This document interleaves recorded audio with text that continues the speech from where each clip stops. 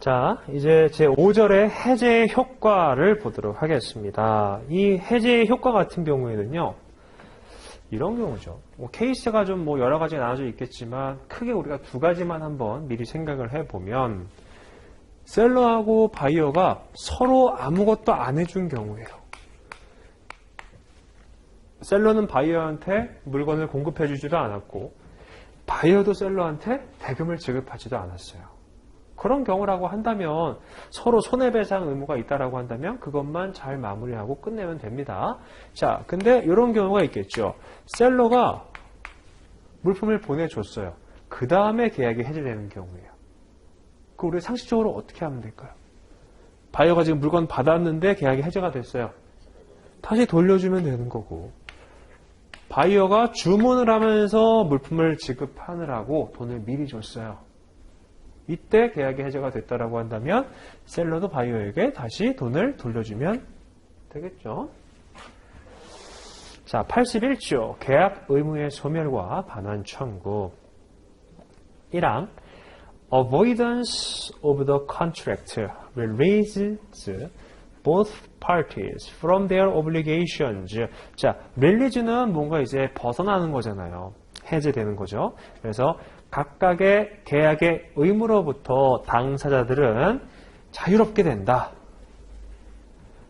Subject to any. 근데 무엇은 아직도 유효해요? Any damages. 손해배상이죠. Which may be due 라고 되어 있습니다. 즉 손해배상 의무를 제외하고는 모든 의무로부터 자유로워지는 게 바로 계약 해제예요. Avoidance does not affect. 근데 이런 계약 해제는 영향을 미치지 못한대요. Any provision of the contract for the settlement of disputes.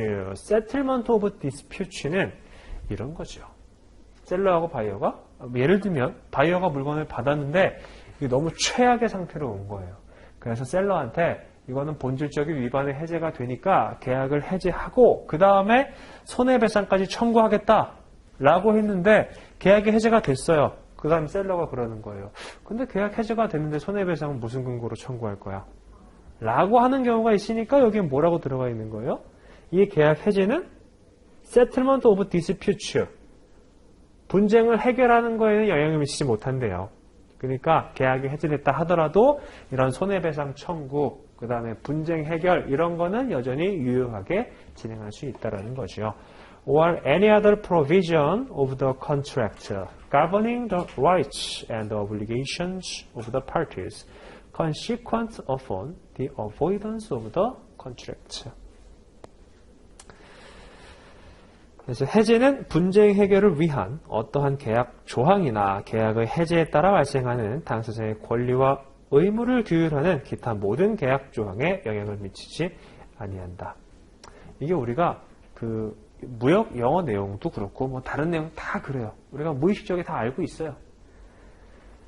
그렇죠? 이게 계약 해제가 됐는데 손해배상 청구까지 없어지게 되면 말이 안 되는 상황이니까 다들 알고 있지만 이렇게 워딩으로 보게 되면은 이게 무슨 말인지 처음에 이렇게 하거든요.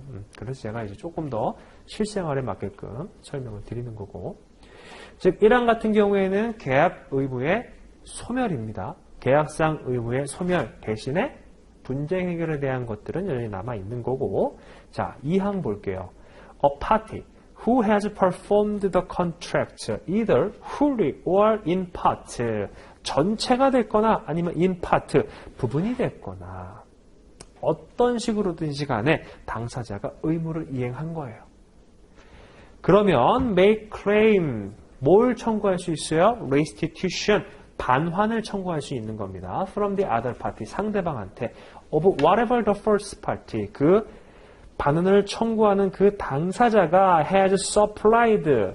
만약에 셀러다라고 한다면은 바이어에게 물품을 supply, 공급을 했을 거고, 만약에 바이어다라고 한다면 셀러에게 대금을 paid 했겠죠. 그 두 개를 다 써놓은 거예요. under the contract.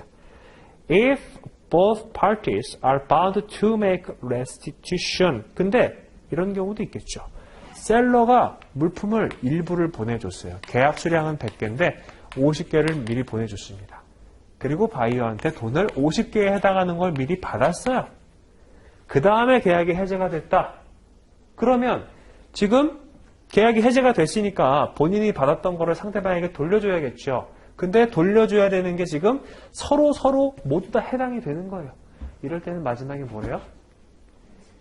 동시에죠. If both parties are bound to make restitution, 마지막에 they must do so concurrently. 동시에 해야 된다. 이 문장 같은 경우에도 시험에 좀 자주 등장합니다. 근데 이런 것들은 지금 딱 외워버리셔도 돼요. 뭐 어려운 내용도 아니고, 그렇죠? 이게 뭐 누가 뭐 셀러가 먼저 해야 된다, 바이어가 먼저 해야 된다, 뭐 이런 규정이 있지 않잖아요, 그렇죠? 동시에 해야 된다. concurrently 잘 기억하시고.